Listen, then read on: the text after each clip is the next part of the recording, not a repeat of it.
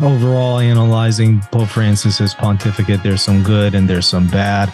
I can't say that I'm a huge fan of this pontificate. I think that there are some popes who did worse things. And then number two, I don't know what some of those popes would have looked like in an age of social media. Probably would have been way worse than what we have in the historical record. Let's just make sure that we're not unscrupulously buying into slander against Pope Francis, and that we're properly evaluating his words before we form an opinion and make a judgment about what he says.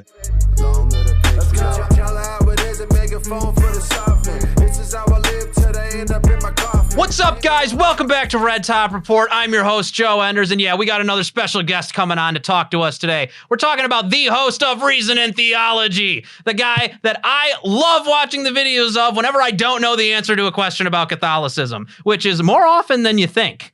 Michael Lofton, dude, welcome. Welcome to Red Top Report. Thanks for having me on, Joe. It's an honor. Yeah, no, the honor's all mine. I wanted to talk to you today because I feel like there's this new trend going on in Catholic circles right now. Mm-hmm. And there's this word that I see everywhere. I think it's like a hashtag even sometimes too. It's all over the place. It's called Pope-splaining. Pope-splaining, right. Which is, you know, this idea that, oh, you're just trying to figure out some sort of way to exonerate the Pope, even though he's actually doing something wrong. And the reason I wanted to bring you on specifically to talk about this is because I don't think that you are a Pope-splainer, but I think that you are often criticized for being a Pope-splainer. And I kind of want to talk to you, and this is going to be my first question, about what you think about how to criticize the Pope and how not to criticize the Pope. And I think that's a good jumping off point. Well, yeah, absolutely. And to answer your question, I'm definitely not a Pope-splainer. I do have criticisms of Pope Francis that I express publicly. I try to do so respectfully, but I do have criticisms. So I'm certainly not willing to explain things away when there are legitimate concerns with this pontificate. I can't say that I'm necessarily fond of this pontificate either.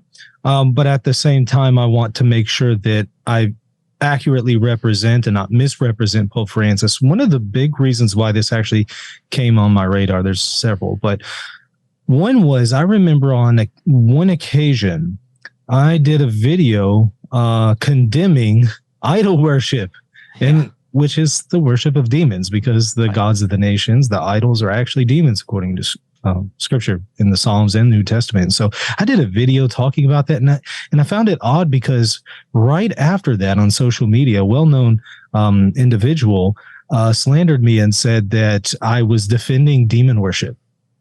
And I thought that is just so odd, given that I literally just got done doing a video condemning it. Yeah. Why would one suggest that? And so clearly there's a misunderstanding here. And people did not give me the benefit of the doubt and rushed to social media to slander me. And then a bunch of people jumped on it and ran with it and didn't give me the time of day or bother to hear what I had to say. And I had previously respected this individual who did it. And I had to ask the question, well, if I could be misrepresented that severely, I wonder if these individuals, this person and some of the other people that chimed in, I wonder if they're doing the same thing to others, maybe even Pope Francis. And so I took a second look at the situation and some of their criticisms, and I said, in fact, they are. In fact, they were engaging in rash judgment in many instances, just as they had done to me. So it became on my radar whenever I saw people were doing that to me. And I'm just a very small individual on social media. I can only imagine a public figure like Pope Francis worldwide. Everybody comments on every little word that he says publicly. And I said, well, wow, if they could twist me this badly and I'm a nobody, how much more is that a danger for Pope Francis? And in many instances, I looked and I said, yeah, he's being misrepresented. And in other cases, I said, no, he's not being misrepresented. That is a legitimate criticism that we can offer against Pope Francis. Yeah, and you know, that's a good point. And I want to point some things out here. Like, I don't think I don't even think that. So let's say we had, like a tier list of all the great popes throughout, church history. Pope Francis is obviously nowhere near the top on that. Matter of fact, he's probably closer to the bottom for me than he is to the top. He's definitely not the worst pope we've ever had in human history, but he's definitely not the best either. I would say he's closer to the bottom. And I see him doing things like, pushing a lot of these cardinals into positions of power, trying to remake the College of Cardinals to ensure that the next pope that is elected is another, more maybe progressive pope who believes in more of the progressive church type of deal. I don't mean leftist by progressive. I just mean the idea that we need to move past tradition type of pope. And I kind of wanted to get your thoughts on specifically people like Father James Martin that he's been promoting, people like Cardinal McElroy, people like Fernandez, who was just put in for this guy's had like 3 names now. Formerly the Congregation for the Doctrine of Faith, now it's the Dicastery for the Doctrine of the Faith. Right. Yeah. Okay. I just want to make sure I had that right. So what do you think about all that stuff from Pope Francis? Yeah, I certainly have some concerns with some of his appointments. I don't think he always has very good appointments, and I kind of wonder why he chooses some individuals. I think James Martin is a great example of that, because I've done a number of videos that are critical of James Martin, and I've shown some very serious concerns that I think one can have about Father Martin in light of public statements that he's made. And I kind of wonder, well, is Pope Francis aware of these statements? I mean, does he not realize that these statements of Father Martin actually undermine what Pope Francis has said elsewhere? Why appoint this individual when this individual is actually undermining your own magisterium? So then I have to ask the question, well, is he even aware in some of these instances? I don't know. I do know that in one interview, he says he doesn't get on social media. He's not active at all. He has other people who hold his phone for him and will pass his phone to him whenever he needs to take a call, but that's it. So it doesn't seem like he's very well aware of what's going on social media. And I kind of wonder how much have his advisors really told him about Father Martin? And then, of course, when Father Martin goes and talks to him, he's always, I imagine, is going to have his best foot forward and probably is going to push the envelope and say some questionable things. So I kind of wonder, well, how much of this does Pope Francis realize? Because some of the things that Martin is saying undermines Francis's own magisterium. Oh, of course. So there's a conflict there. So at the very least, these are bad appointments. I don't know how much how much awareness he has, however, of how conflicting they are, though. It's what's so weird to me with Pope Francis is that on the plane. I know this is off cuff remark, and I don't know if he regrets saying or doesn't regret saying it. I'll leave that up to obviously the Holy Father and his conscience. But when he talked about the gay civil unions, he appoints Cardinal McElroy, who's also ardently pro-gay, not just from a off the cuff remark thing, in actual attendance at pro-gay events and stuff. He has just been all about that sort of nonsense in the past. And then you have other people that are coming up too, like who I forget who the person he sent to investigate Bishop Strickland was also involved in a cover-up for a very, very notorious pedophile priest in the what was it? The Illinois in an Illinois seminary. I believe it was Mundelein Seminary. And I look at the type of stuff. I don't know how. I kind of want to ask you this, because I guess this is my question. How much does the Pope even have a say in all these things? Do people just put documents in front of him and just signs them without knowing what's going on entirely with them? How does that work from a ecclesiology standpoint, I suppose, if that's even the word for it?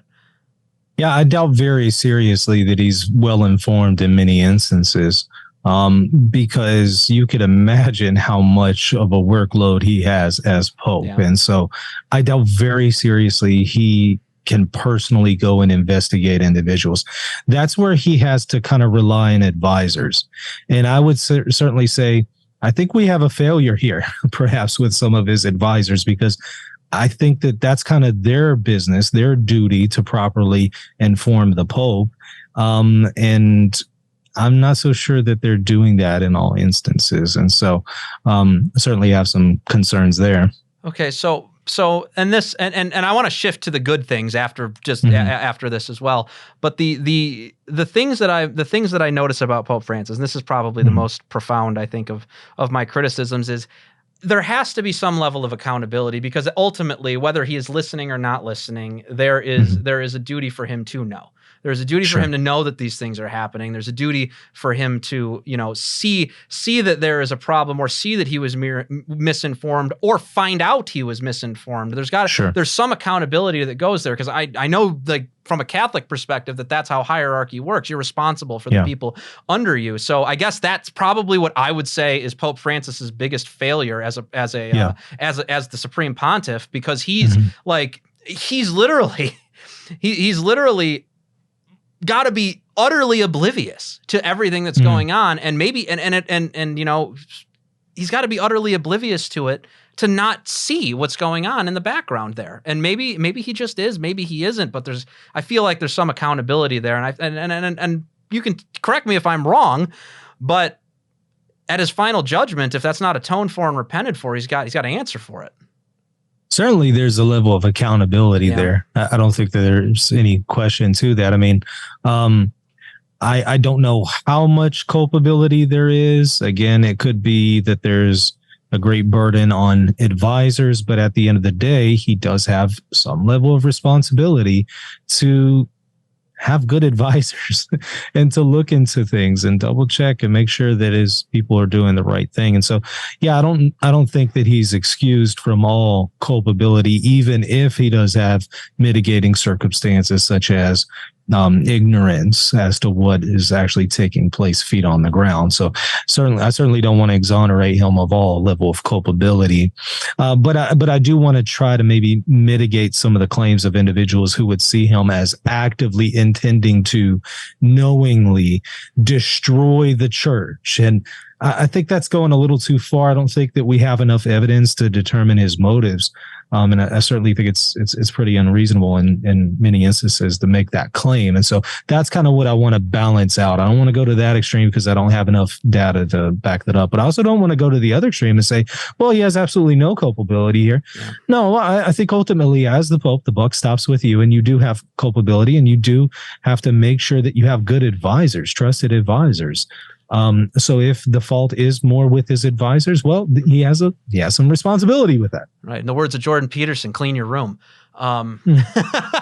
Yeah. And you know what? This is exactly why I wanted to bring you on, because it's like no one knows that you think this. It's like no one knows that you would have this position, and it's a very balanced position. And you're right. Until there's a video recording of him saying, I am actively deciding to destroy the church, or some sort of, compendium of evidence that all leads to that one point of view, you don't, as a layman, have that authority. I mean, it's not there to say those sorts of things. There's this epidemic that I've noticed among, really faithful Catholics, good people, that think that they have the authority to talk up to talk back to their superiors, not knowing whether they're doing something wrong or not, and claiming they're doing something wrong publicly. That's a sin known as, if I'm correct, that would be detraction or calumny. Mm-hmm. Mm-hmm. Yeah, absolutely. It's something we most certainly have to avoid. In fact, there is something mentioned in the Catechism. I have it actually pulled up here. I'll read it very briefly. Catechism of the Catholic Church, paragraph 2478. It says this: to avoid rash judgment, everyone should be careful to interpret, insofar as possible, his neighbor's thoughts, words, and deeds in a favorable way. Every good Christian ought to be more ready to give a favorable interpretation to another statement than condemn it. But if he cannot do so, let him ask how the other understands it. And if the latter understands it badly, let the former correct him with love. If that does not suffice, let the Christian try all suitable ways to bring the other to a correct interpretation, so that he may be saved. And what we see from there is we need to be hesitant to just automatically condemn a person and read them in the worst possible way.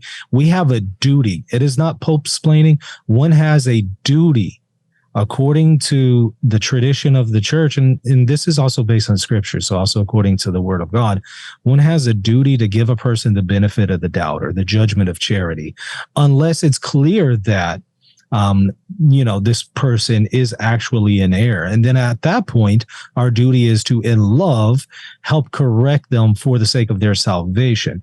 Unfortunately, what we tend to do is we're not giving a person the benefit of the doubt. We're immediately rashly judging them. And then even if there is some actual error that the person is engaging in, we often correct them in a way that it doesn't seem clear that we actually intend for them to be saved and we want to help them. Rather, it more looks like we're trying to dunk on them and we're trying to harm their reputation rather than help bringing them closer to Christ. And so that's certainly a duty of ours. But you mentioned, some people don't know that this is my perspective. That's also what I find interesting because I'm pretty vocal about this. What I've noticed, however, is a lot of people don't actually listen to what I have to say. They've just listened to what other people say. I saw a comment earlier on one social media platform where an individual, and I get this every minute of every day, somebody said, Michael hates traditionalists. And I thought, that's such an odd thing to say, given that that's not reflective of me at all. And so I just wonder, well, when people make those kinds of judgments, have they really listened to anything I've said, or are they listening to what other people are saying on social media and such people who are perhaps engaging in rash judgment and slander?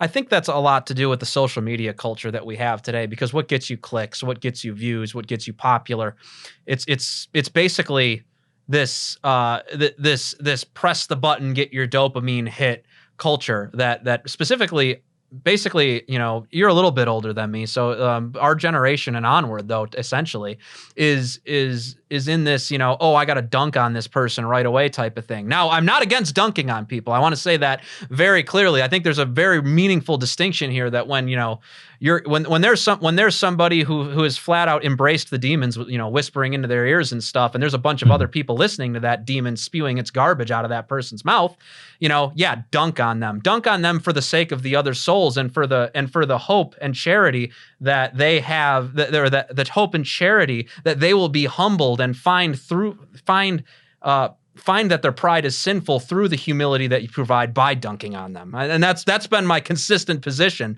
about social media for the longest time, is that you can do it, but you have to do it in an ordered way. Mm-hmm.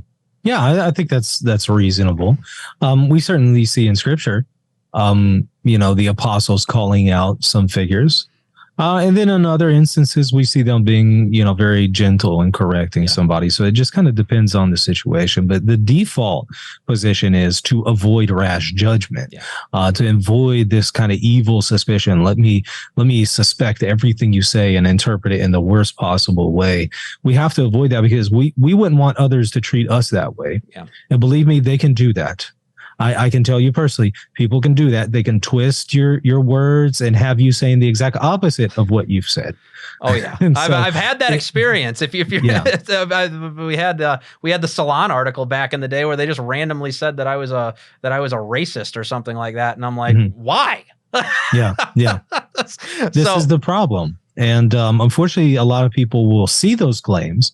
They'll take them for granted and they won't hear you out and hear your side of the story and be corrected and realize that they had bought into misinformation. Now, part of my problem is, though there are legitimate criticisms with this pontificate, I think a lot of our evaluation of this pontificate, a lot of it is artificial, and it's emotionally based. In many instances based on misinformation.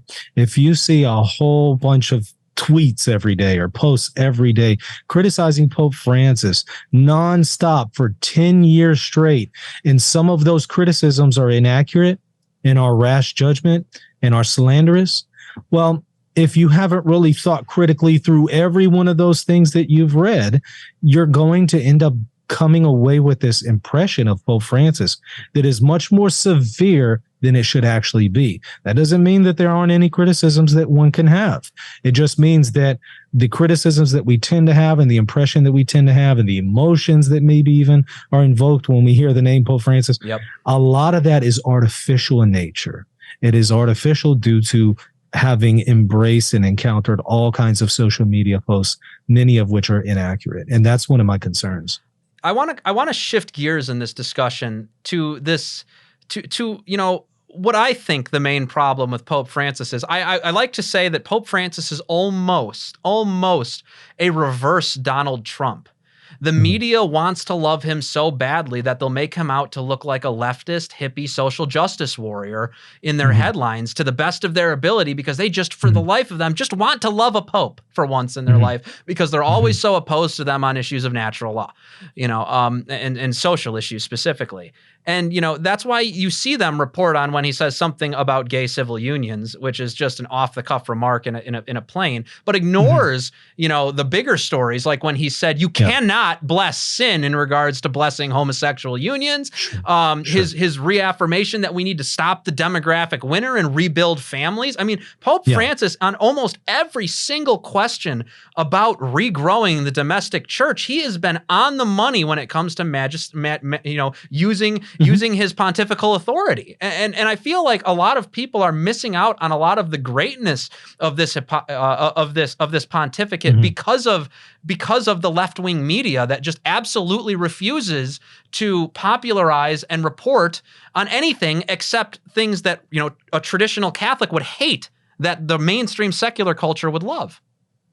Yeah, media has a lot to do with it. I mean, as you say, you're going to have your more progressive people in media who are going to try to paint him out to be progressive because they want to move away from the traditional perspective. And so if they can twist Pope Francis's words to that end, they're generally going to do that. And then you have other people who are on the other end of the spectrum, and they're going to rashly judge everything he says and interpret it in the worst possible way, and then interpret it as him dissenting against tradition. And so, we certainly see that. And by the way, in reference to the civil union comments that he made, though I don't really agree with his perspective there on civil unions and the legalization of these unions. He did in that immediate context, say that homosexuality is a sin. But not only that, I sometimes think that even though we may not agree with his judgment on civil unions and the legality of these things, we do have to keep in mind, however, some other things that some of the saints said. For instance, Augustine and Aquinas both maintained that prostitution should be legal. And we might say that's on and walk away scratching our heads. Now, they had reasons for saying it, but I don't know if I would exactly agree with Augustine and Aquinas on whether or not prostitution should be legal in the exact same way that I don't know if I would agree with Pope Francis that in a secular society this should be legal. Now, note he was talking about a secular society, not a Catholic society. I don't know if I would agree with Pope Francis there, but I also don't know if I would agree with Aquinas and Augustine on this point. But if we're going to criticize Pope Francis for this, let's also be consistent and criticize Aquinas and Augustine. And I think in many instances we're not consistent. I try to be consistent across the board, but I think that a lot of us just maybe we aren't aware of precedent for some of these perspectives prior to Pope Francis. And if we condemn the Pope as perhaps a heretic for those comments, we then might end up finding ourselves condemning Aquinas and Augustine as heretics as well. Yeah. So we need to be a little careful there. Yeah, and that's obviously true. And I actually do agree with your perspective on that. I just think I've always maintained this for the longest time, that on the question of legalized prostitution, Aquinas and Augustine I think they're just wrong. And that's okay. It's okay that somebody was wrong. And once again, God permits material heresies to exist so we could come closer to the church. Good grief. And that's a beautiful thing, that we can come to the truth through things like material heresies. And maybe if the Pope is just trying to start a conversation, he's trying to start a conversation, and that could lead to, which he's all about dialogue, I know, but but here's a criticism I have of Pope Francis in these instances. I think that, really early on in his pontificate, it was within the first year, within months, I think, he had that whole interview where he spoke about, who am I to judge?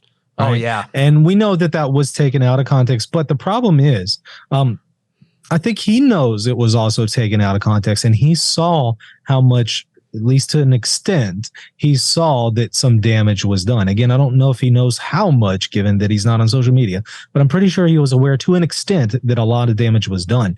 I feel like at that point, immediately, he should have realized it's probably not a good idea to give these off the cuff interviews. Yeah. And if one is going to make a statement, it's perhaps best to have a written statement, and a written statement that is prepared in advance and has gone through a theological filter to make sure that there's nothing here that people can really twist.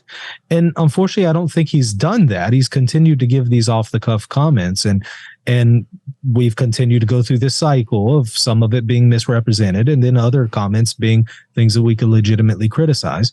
But we continue to go through this cycle. And I kind of feel like at some point he has a responsibility to know it's not wise for me to continue to put myself in these situations and offer these comments. Yeah, and that's a really good point. I just want to I kind of want to add to what you're saying a little bit, because it seems to me that, you know, there have been popes that would probably do a terrific job speaking off the cuff, and they could probably you know, slam any debate, and Sure. you know, the best debater in the world, you know, they could just slap him in the face with facts and logic, as Ben Shapiro would say, and you know, win the debate right then and there. It seems to me though that Pope Francis isn't that guy.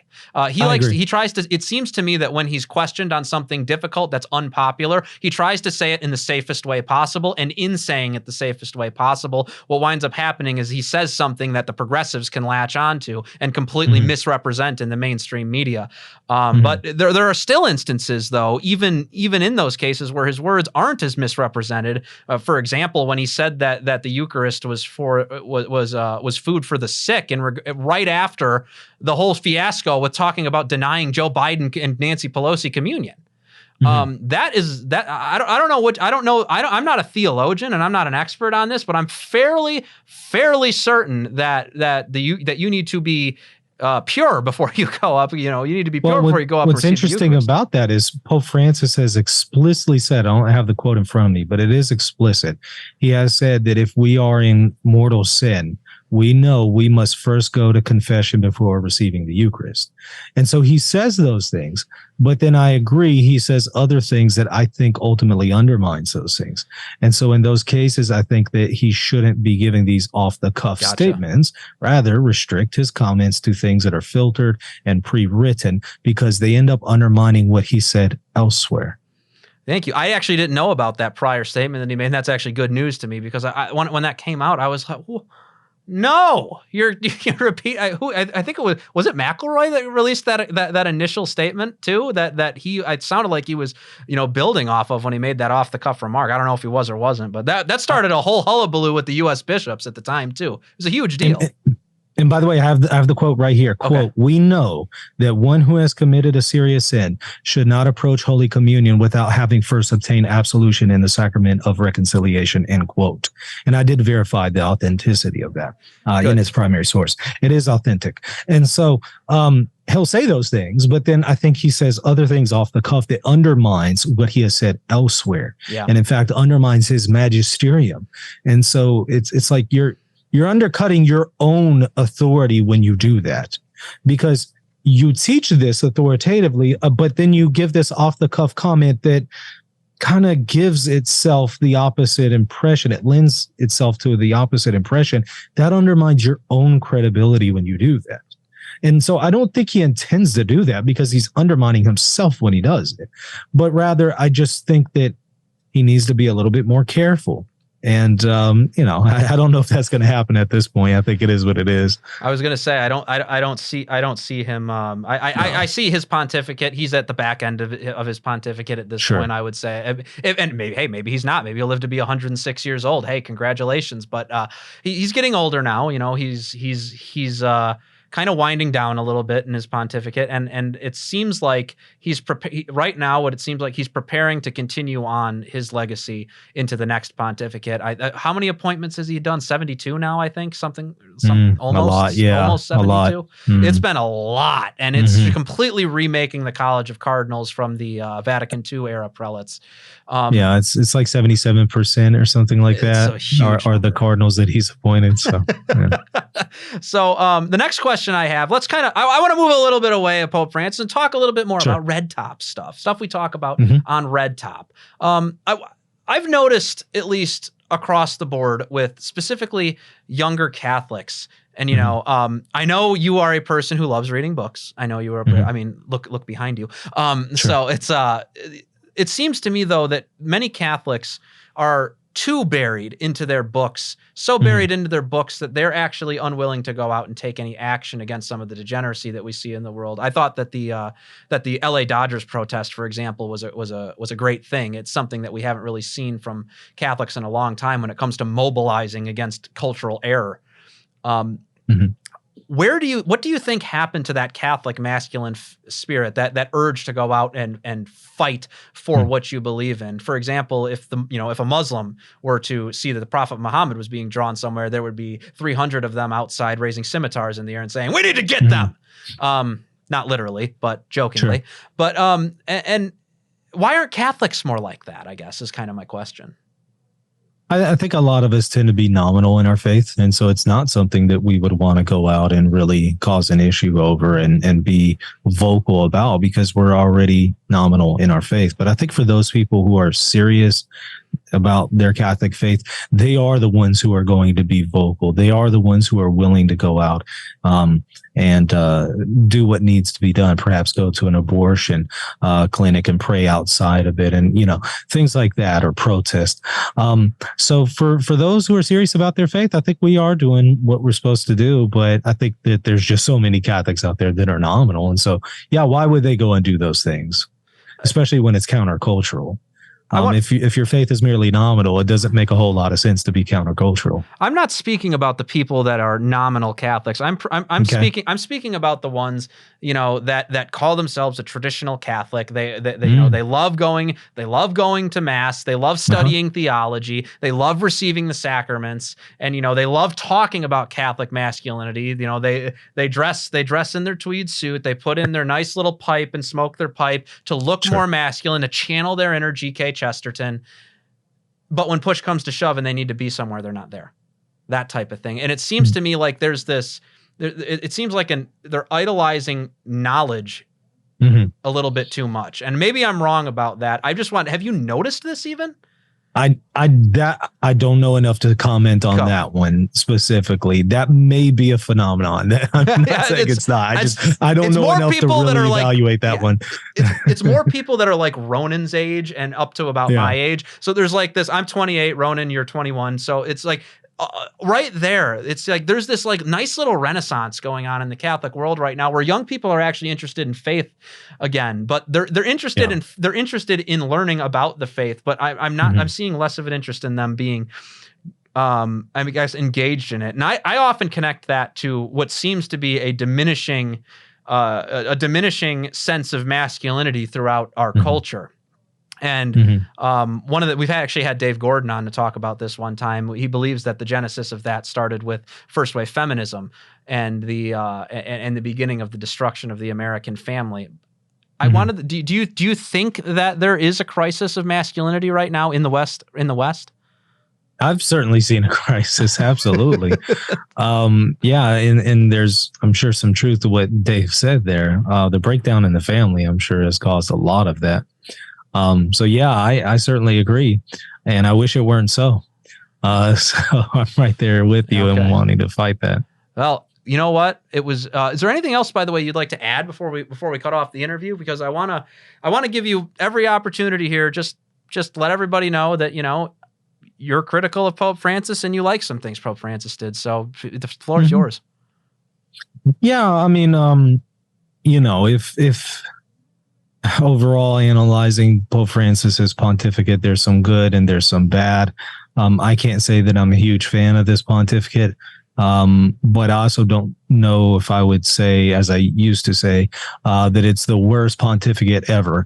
Partly because I think that there are some popes who did worse things, and then number two, we don't know what those popes would have looked like if they had access to social media. In other words, and now I know Pope Francis doesn't have social media himself, but advisors and people like that who can post stuff on social media and who's so accessible. I don't know what some of those popes would have looked like in an age of social media. Probably would have been way worse than what we have in the historical record. I'm not a huge fan of this pontificate, but I also don't think that it's that absolute worst. My biggest concern is let's just make sure that we're not unscrupulously buying into slander against Pope Francis, and that we're properly evaluating his words before we form an opinion and make a judgment about what he says. And then if we are going to say something publicly to correct perhaps a potential error of Pope Francis, you have to do so acknowledging and with respect to the dignity of his office per Canon 212, paragraph 3. We are able to express some of our concerns vocally. We're able to do that on social media even, per Canon 212, but paragraph 3 also emphasizes at the end, but we have to be cognizant and respectful to their office. And so if in the event there's something to criticize, I think we need to remember that.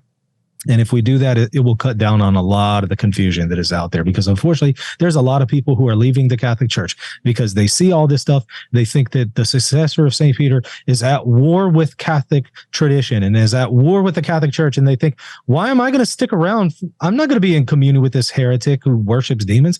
Why am I going to be here?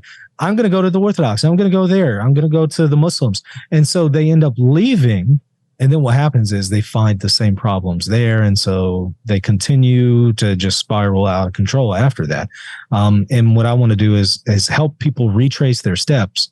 But we can't do that if we're continuing to fan the flames and engage in slander against Pope Francis and spread misinformation against him. Sure. And you know, the last thing we'd ever want to see in the church is any further schism than we've already seen over our 2,000-year history. And it's already here. It is. It's already here. We are already seeing it on both sides. I think that we could say that the German bishops are certainly pushing for it, but we're also seeing it with some radical traditionalists, or what I would call pseudo-traditionalists, who are also advocating and pushing for schism. It's already here. That's a sad moment for the church. I pray that somehow, in some way, that we can all come back together and come back together as a Catholic family. I mean, it's looking at it as, you know, I'm hoping for a prodigal son moment, maybe. You know, that's always what's in my prayer. Yeah, it'd be really. But I don't know if it will happen. I feel like in some instances it's too late. The cat's out of the bag. Yeah. We have a new Protestant Reformation in front of us, and it's unfortunate. Yeah. Well, you know what, Michael? It was great having you on. I think we're going to have you on again because we love talking to you. You offer great catechesis. We like doing, Morona, we love doing these catechesis episodes every once in a while. Get people learning about the faith, what it actually means, instead of just having me yell at angry trannies who want abortions. I mean, isn't that nice? Isn't that nice to be able to do that? Yes, it is. That's right. Well, all right, Michael. It was wonderful having you on, and it was good talking to you. All right, guys. Thank so that's all we got for this episode of Red Top Report. You got to follow us on Instagram. Yeah, you got to follow us on X, Twitter, whatever the heck it's called now. Thanks, Elon Musk, for confusing everybody on Earth. Also, that thing called Threads where Mark Zuckerberg started his version of Twitter, but nobody goes on anymore because it's lame. And then we also have our channel to subscribe to on YouTube. That's kind of the main thing we do. So hit that notifications bell. And also, guys, hit the notification bell. How else are you going to know when we're dropping new content? And you already know what we're going to do next, because you need to financially support us sometimes too by giving us your money. And you can give us your money by going to buymeacoffee.com. That's buymeacoffee.com. You can do a single donation, or you can do a monthly Joe for only $5 a month. And with that said, guys, that's all we got for this episode of Red Top Report. God bless you.